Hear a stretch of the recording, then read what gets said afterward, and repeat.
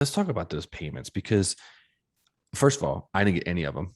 Uh, don't know why. I don't know if I made too much money or I didn't know that. But Mhm. and then what happened is last year at them when I did my taxes, they said, "Hey, listen, we're going to give you this now instead," and they let me take it out of my taxes. So if I let's say I owed $4,000 in taxes, I didn't owe $4,000 in taxes because the COVID basically ate it. Which I was like, that's so interesting. Like my fiance, she got two of the three, didn't get the last one, and then that got me thinking, like, okay, this is like you said, this now we're on 18 months at this point. Some people still aren't back to work. Even go back to 12 months, remove the other six.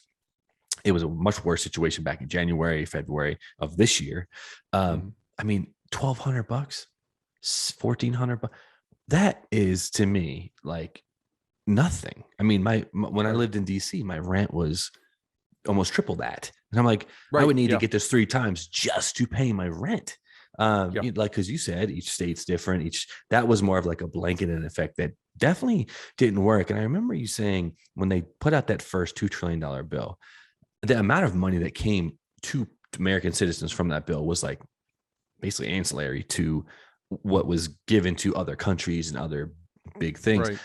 Why didn't they just say, hey, of this 2 trillion, we're going to give every American 5,000 a month, or we're going to, you know what I mean? Like a good chunk of change to get them through each month on top of making us stay home and not being able to work.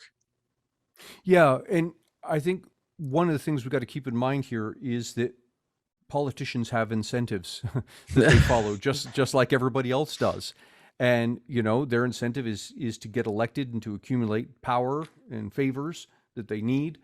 So they have an incentive to make this whole matter complicated, not because there's value in the complexity, but because to get the things they want requires that the thing not be straightforward. Mhm. If it was a straightforward matter of, okay, everybody's going to get a check in this amount and the IRS that's already handling such things is going to handle it, there's nothing, there's no infrastructure, there's no backroom dealings of I'll give you this, instead you give me that. There's no promises I as a politician can make to anybody.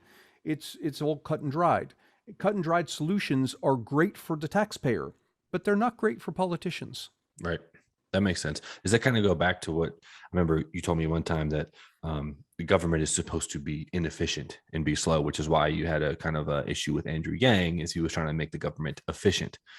Would this been a good situation where if the government was efficient, we would have been better off? Yeah, yeah, and I think when we say the government was meant to be inefficient, it's meant in terms of inefficiency of decision making.